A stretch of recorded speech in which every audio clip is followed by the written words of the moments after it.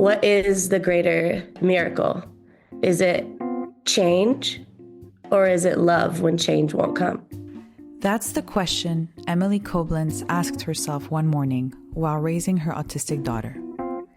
In today's episode, we dive into the raw, rarely discussed realities of parenting an autistic teenage girl.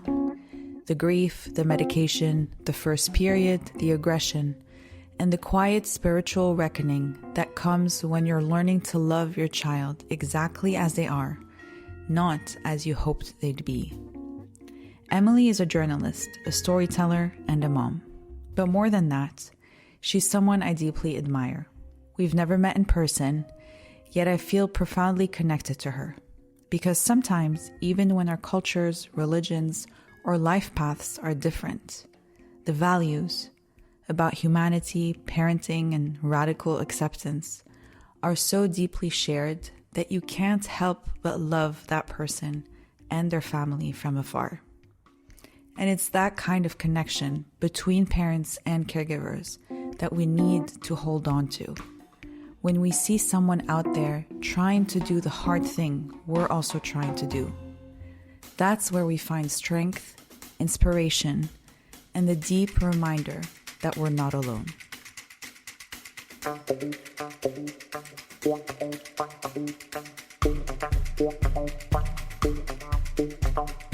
Progress can feel impossible. From having an autistic brother, to raising a deaf son with cochlear implants, or working with families as a neurotherapist, I've seen how overwhelming it can be to feel like nothing is changing. But life has taught me that growth is always within reach. Every brain can learn and adapt no matter the diagnosis, and believing in someone can shape their future. You see, you have a choice: to live a life weighed down by limitations, or to embrace a life filled with possibility. And I'm here to help you make that choice by sharing stories of caregivers and experts that have changed my life, the tools I wish I had known, and the conversations that have questioned my beliefs. I'm Louloua, and this is All Brains Grow. You have 4 kids, right? I have 4. Wow. Okay. Lily's 15, Calvin's 13, Jared just turned 6, and Rosalind's almost 4. So Okay. busy. Wait, so tell us, where are you calling from? Just so I'm in Spokane, Washington, west side of the country, just kind of outside of Seattle. So okay. like 4 hours outside of Seattle. A lot of It used to nature, be. right? Oh, yeah. Yeah. Yep. I love it so much. Let's start with just you taking us back to a moment with your daughter when you first sensed that she may be different. What did it look like? What did that feel like? So let's kick it all the way back because my connection with Lil is pretty different than my other kids. It's very strong, very unique. Kind of a rougher start to the story, but so I was 20 years old and I was drugged at a party. There was a lot of pressure from friends to abort her. And so it was just this crazy chaos of um, you don't want this child. And but I did so deeply. Her entrance into this world kept me from a path I didn't want to be on. So we automatically had Wow. that, strong mom daughter bond. But flash forward, I'm a single mom. I'm in Alaska. She's nearly 2 years old and developing. She was just full of energy and just a hilarious girl from the start. She still is. She's so funny. So she developed what we know as regressive autism. So she turned 2, lost her language, started withdrawing, wasn't interested in just involving people in her routine and play any longer. But her diagnosis came about 3. And it wasn't an immediate regression. It was a slow one. So by 3, I knew that there was something going on. And that's when she received her diagnosis. We're in Washington at this point. We moved right before Mm-hmm. she got her diagnosis. I published a column on USA Today about the diagnosis process last year that we Mm. can link up to this. But Yeah. basically, going into it, hearing what they were telling me, I was, my mind was around action. I wasn't ready yet to accept anything. I wasn't ready to do the emotional work. My Mm. mind was, give me something reliably true. Like, give me a marker, give me a thing that I can work towards. And so they told me in that moment that if we can get her to a certain place at 5 years old, then that trajectory looks good, the prognosis looks good. And so I threw myself into that. Mm. And honestly, um, it wasn't until that time passed and we didn't see that change that I actually did the work that I hope other parents will do sooner, which is I had to allow myself to sink all the way down to the least desirable outcome and Mm. hold her there and accept that and accept her. And I think that it just took me a while to accept the diagnosis and to let go of the prognosis and to really see her for the first time. And it was that point of her life where she really, this was like around 8 years old. So it was really that point of her life that she became Lil, that she was really happy. We stopped doing a lot of therapies we were doing. Mm. And we started living and engaging in our life in a way that we hadn't. And she changed and she blossomed. And her language really started um, developing and her connections with people were deepening. And yeah, so that was a big moment for us, but it took a bit. You said you said something at some point. It literally felt like my heart, like you just um put it in a fist because that was so beautiful the way you explained that. And honestly, from all of the families I've spoken to, you getting there at 8 when she was 8 years old, that's not as late as I know it takes other families. Right. And my mom always says this sentence, I Mm-hmm. wonder if you relate to it, is she says she had the same situation with her son where it was only when she let go of chasing the miracle Mm. that she then was able to be like, "Oh, you're awesome. There's there is no miracle. There is no thing that we're meant to reach." But you kind of Yeah, have you think your child will be the exception. absolutely. And I wrote about this before, but I had this in a morning where I was having some reflection time. This question came to me. What is the greater miracle?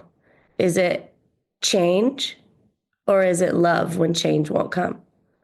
Mm, That love that comes when we are able to look at one another and say, without taking anything away, without taking anything from you, without adding anything from you, or adding anything to you, the way you are right now, I'm just gonna pour my love into you and know that you're completely deserving of embrace in the same way. And that's really life changing. I think that's the bigger miracle. And it's easy to say, but hard to do for sure. if you had heard everything you're saying right now when Lil was 5 or 6, do you think you would have understood it, heard it, tried to apply it? Honestly, I don't think so.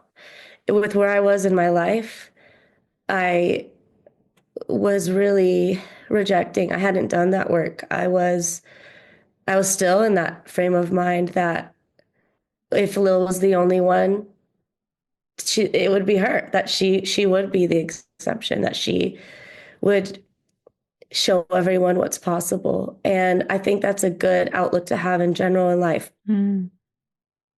I had a mom ask me the other day when we were, uh, talking about her son, and she said, "Wait, do I need therapy?"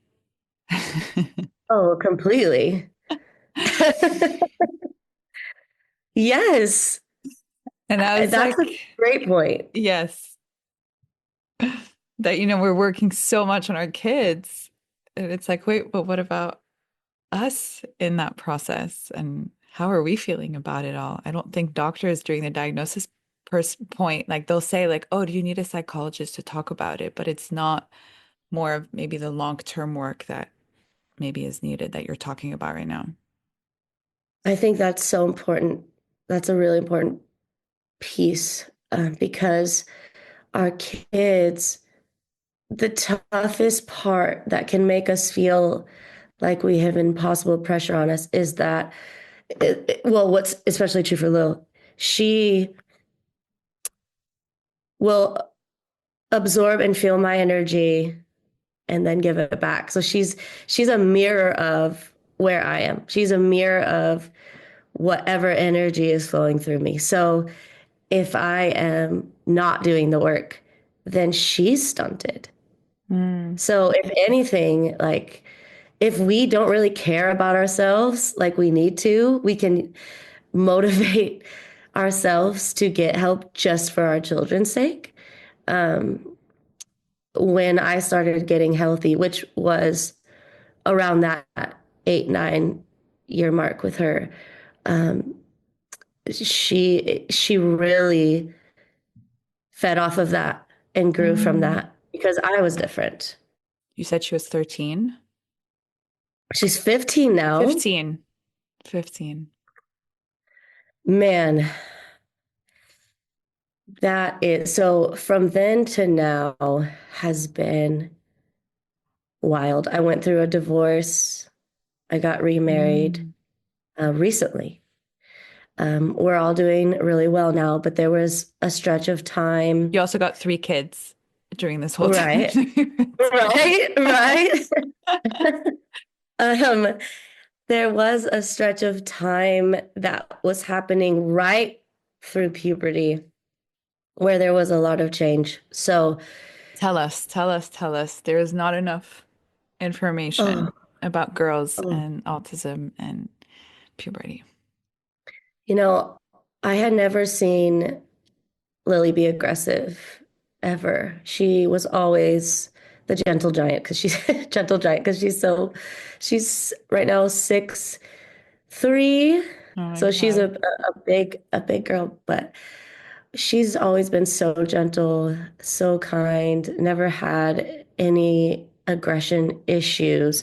But when she hit puberty and all those changes started occurring, and we were going through what we were going through in our personal lives, that changed almost like within a 6 month span of puberty starting. That changed completely overnight. Mm. Like she was reacting to the hormonal changes in such a dramatic way. And I was one of those people who was anti-meds, like too risky. But the doctor who had been with us forever, who was just so great for us and to us, he looked at me and was like, listen, we don't have to do this long term, Mm. but you are protecting Lil from a future Mm. that she doesn't deserve. If we don't put her on this for like 2 years, Mm. she might not be able to get over this bump of puberty that's going to Mm. be really difficult on her body. And if something happens and the cops are called and we don't want her taken, we don't want her placed anywhere, that's very real. That's That's a very real fear of, I mean, we've seen it in the news a lot lately, how law enforcement treats autistic teens, especially Black autistic teens like my daughter, Mm. not very kindly, with a lot of, it's, and there isn't a lot of parent control because even if you're screaming at, hey, don't constrain my kid, don't use force against my kid, that's drowned out. That's not heard. Mm. So if she's hurting someone or if she's raging in the house and a neighbor calls or a sibling calls or somebody calls, that's a very dangerous situation for a child who just needs a little bit of help for a couple years to get through puberty. Yes. And so we did that, and it completely saved her. There are moments like a day before her period, and then the first day or first 2 days where, I mean, there's that, normal irritation like we all have of the hormones flowing through, but there's no more aggression at all. It completely stopped. Okay. Um, it's been almost a year now at this point that we have even seen a hint of that. But when I say that it was pretty dramatic, it was like the worst you can think. Mm. I had cuts and bruises all over me. And, after I know that she had no control over herself in those moments. After they happened, she would check on me, bring me a Mm. Band-Aid. She would say that she's so sorry. She would be horrified. Yeah. She did not have that control. And it would be only for a moment. And I knew I had to help her and get out of my head about it and just listen to my doctor in that moment. And I'm glad I did. Yeah. And I tell parents that who are like, no, I won't put my kid on meds and they're, covered in bruises. I always tell them like, yeah, this does not have to be forever. This can only try it for a year. It could help you get over this hump, Yeah. especially if your child hasn't shown signs of aggression and then they just are when they're hitting that, thick of puberty. Just help them out. Their brain might need it. And she's on the smallest dose. She's not getting a lot, but it was just what she needed to get through. So Mm. yeah. Maybe that's an unpopular opinion, but it saved us. Um, I think it's more popular than unpopular. I just think it's something people don't like talking about. Right. Yeah. But I I think, agree. I mean, at least in our side of the world, I don't know how it is in the US, but I think it's more common to give medication. I think they start them off pretty young. Hmm. And I think what I've been seeing is that because they're started off young, when puberty hits, I Mm. think the effect that it could have on someone who Hmm. wasn't on medication is less Mm. life-changing. Mm. That's where I Yeah. think the struggle is that if no medication was given and then you come during that period where it's just so much going on, the Right. medication, like you're saying, even at a small dose, can be so helpful. But if your brain was already used to something, sometimes it Yeah. gets trickier. Yeah. Okay, can you tell us about the periods and how that whole process was with her, and if you have, tips and Yeah, she likes to feel independent. And so she likes to have something that she's doing to care for herself. It gives her a sense of like self-esteem, empowerment. So we started, my recommendation is like 10 years old, start reading the books. There are a couple really good books just for autistic teens that I feel have been super helpful for us. Um, and one of them in particular was written by an autistic adult, and it is mostly pictures. hmm So it describes in pictures what is happening, and then it gives you all of the options of how to care for yourself in pictures and in steps, which was really helpful for Lil. We love Honey Pot, which is a brand of pads because it's herbal infused. And so it is very calming for her. She won't wear anything else. She is very good at caring for herself in that. I don't need to assist her. But she loved that independence of having that herbal infused pad that helps her feel calm and feels good on her body Mm. and changes herself. And she has a little cute little pouch that she puts in her backpack at school and is able to discreetly, pull Oh, them out wow.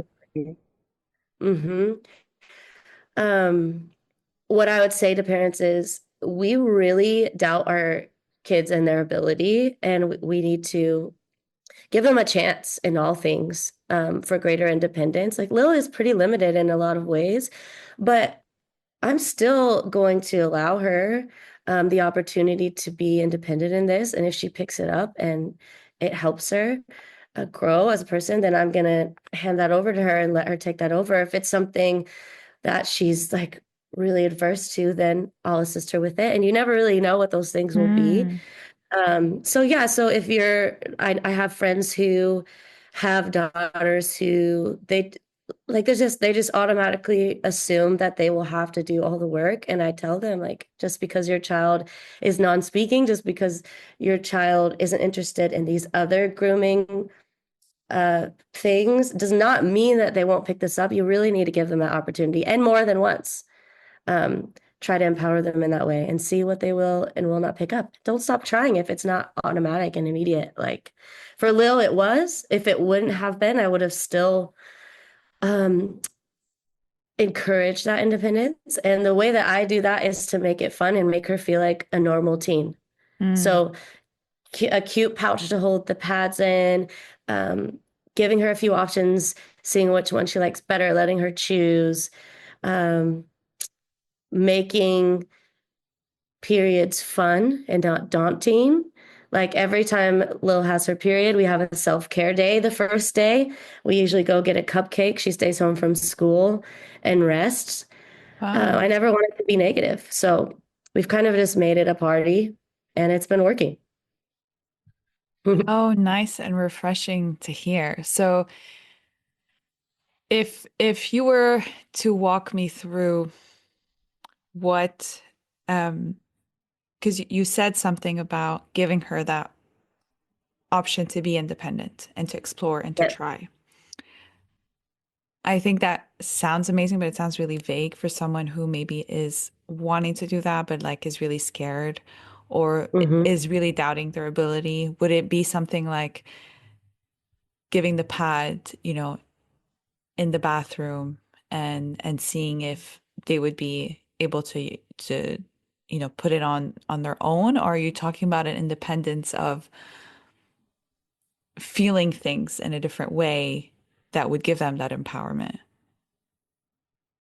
So what it looks like for us, because Lily is minimally verbal, if she usually happens in the night, she'll wake up and she'll tell me that Okay. she started.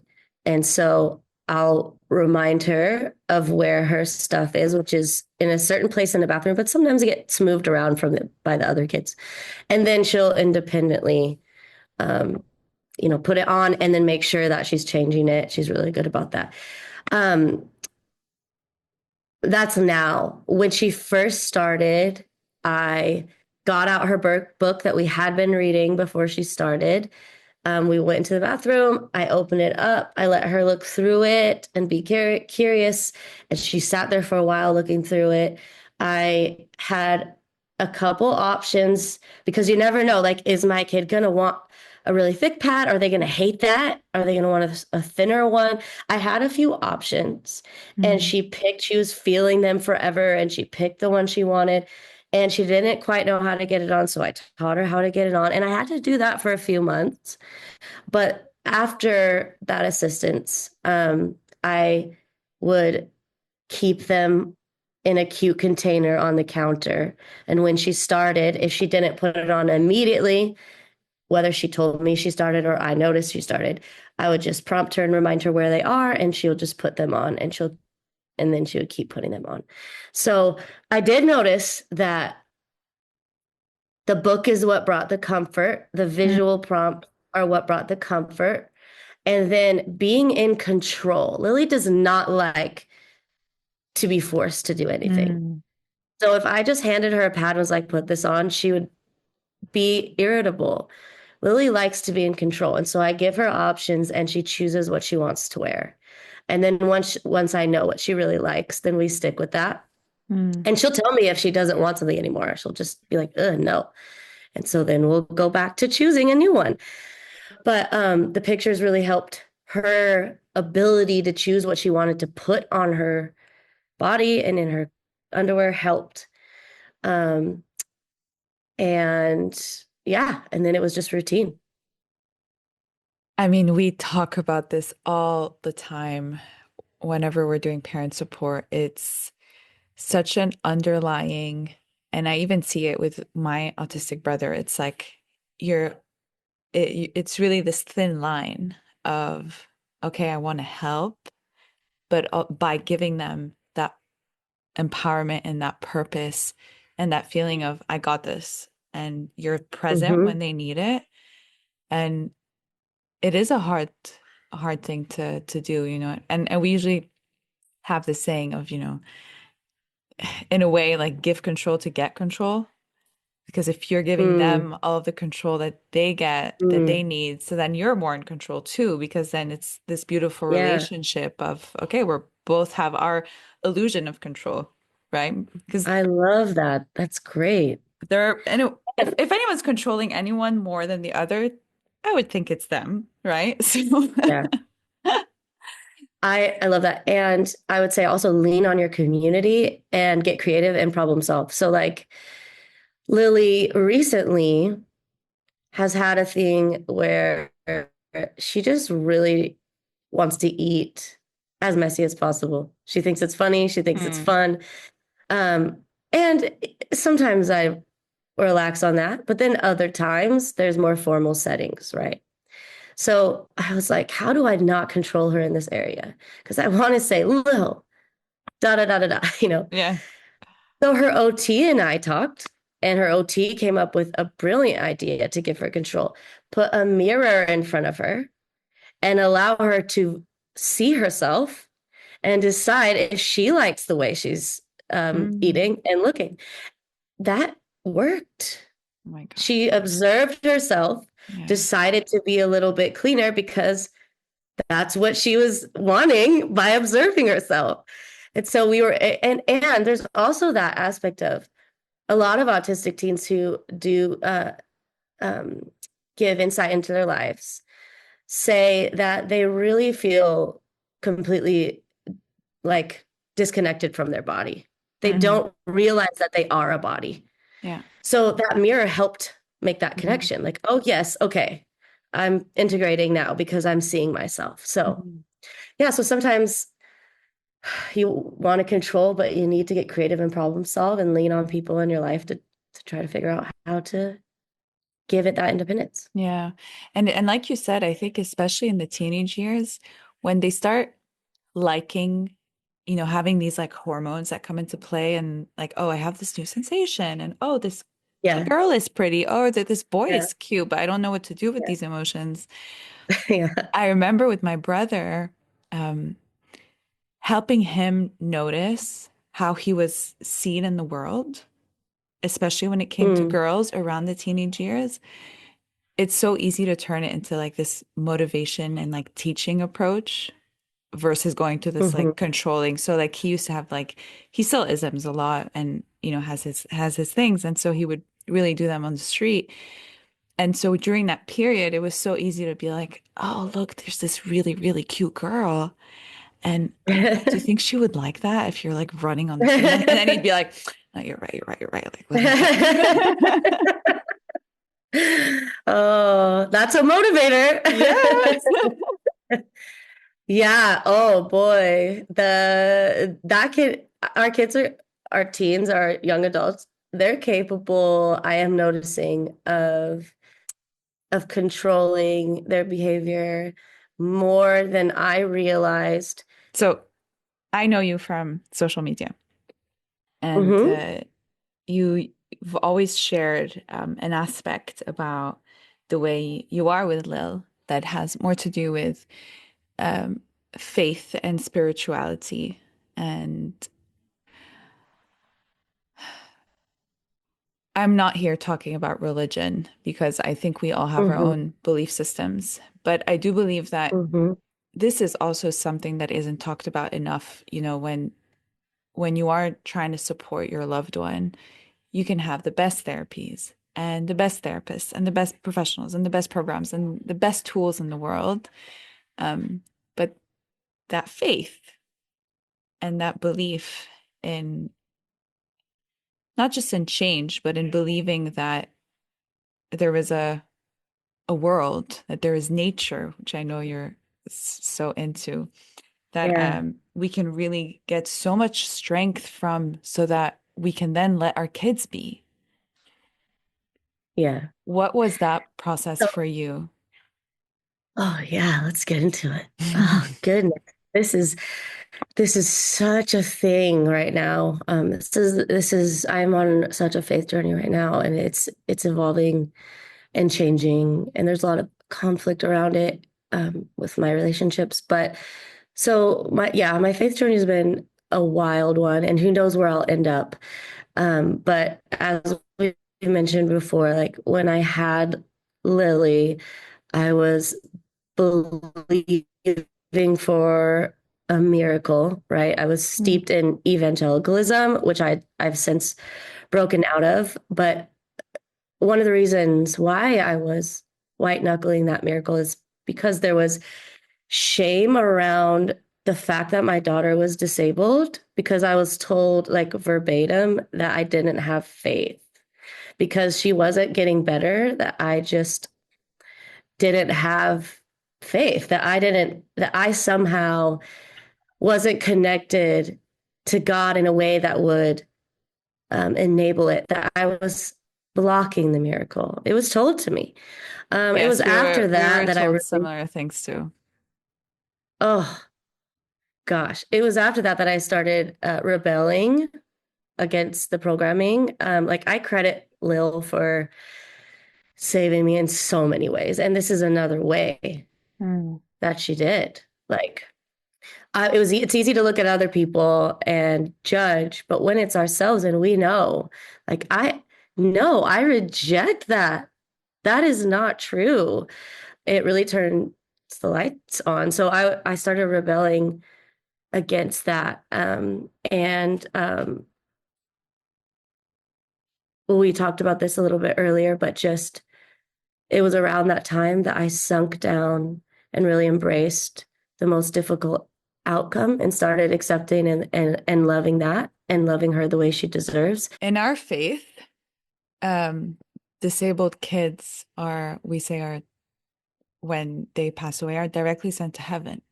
There's no, Mm, there's no other reality. They're already angels here, and they're here to teach us about how to live. And the reason why I yeah. wanted us to talk about faith is because faith slash spirituality, I think you have to have some sort of faith to be spiritual, right? Um, Hmm. is, my brother is now living independently, and he's on the streets of, we live in Paris, he lives alone. And so Wow. how how are we meant, how is anyone supposed to feel okay giving that independence that our kids crave and need Right. and love? He is allowed to be independent as much as I am. His right Right. to be free and to Right. to to live as he wants to live is his, and we have to Yeah. grant that. But Yeah. how I we have so much faith. I don't think we could do that without our faith, Mm, without the belief that he'll be okay. Just right. saying that is like, Yeah, because it is the thing that helps us let go of the control.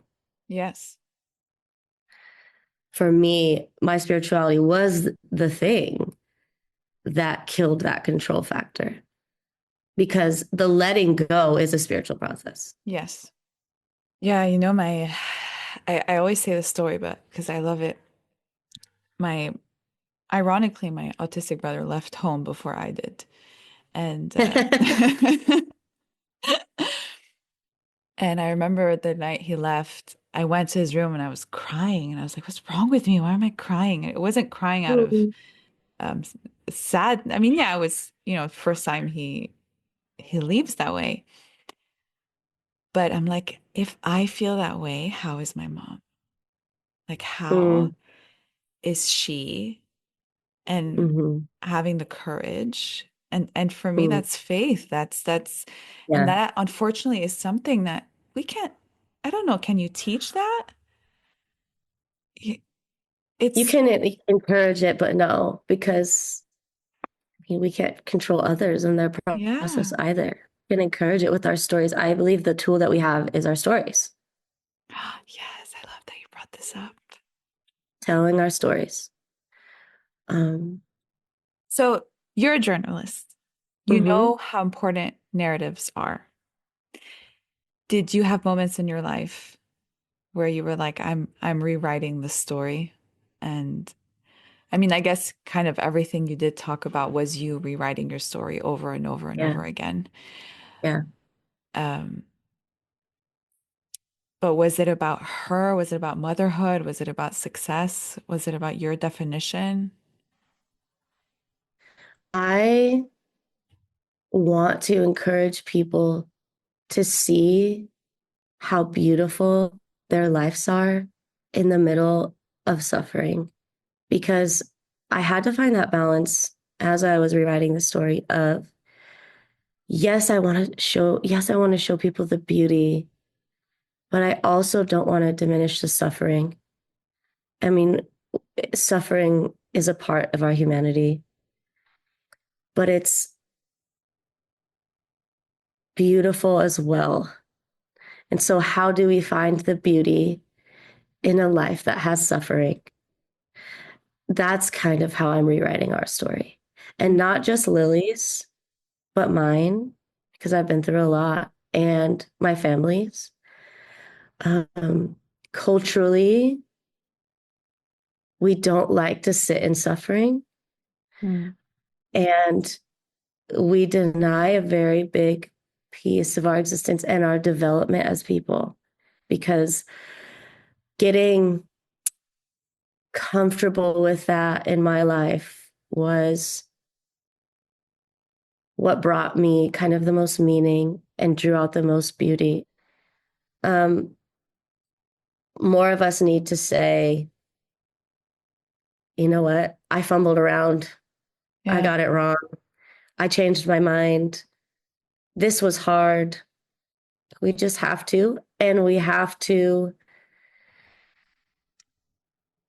not be shamed into silence from any other group online.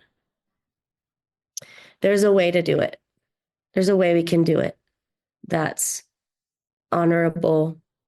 And yeah, it's just important. Yeah. And I guess my last point on that you made me think about is, and I wonder if you agree, is autism is a spectrum, right? So Mm-hmm.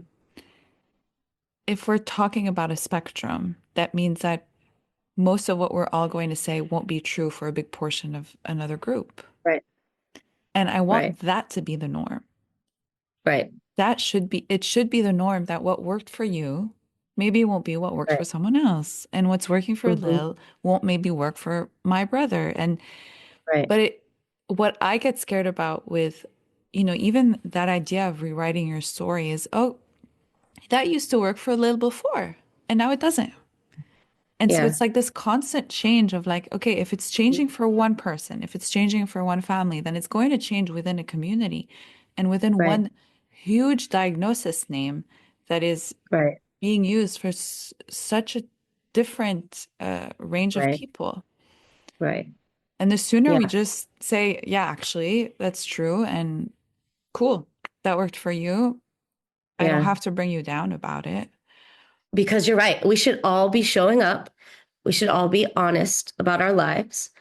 And we should be pulling and learning from one another. And hey, there are things people learn from me. that they really run with. And then other things I say that don't apply to them, that's okay. I I say that, autism it's not a mountain that you can climb and conquer. Mm-hmm. It's a garden that you have to nurture day in and day out. I also say that, I felt like if I could if I could go back and talk to myself then, like early on in the diagnosis process, I would tell myself to build a home in the valley where I just wanted to pitch a tent, to stay there, to Mm-hmm. stay there. And my point of advice, the only point of advice I have for other parents is to live your life, because the only way that we educate this world on our children is to be a part of this world, is to live in this world, is to be visible in this world. Mm-hmm.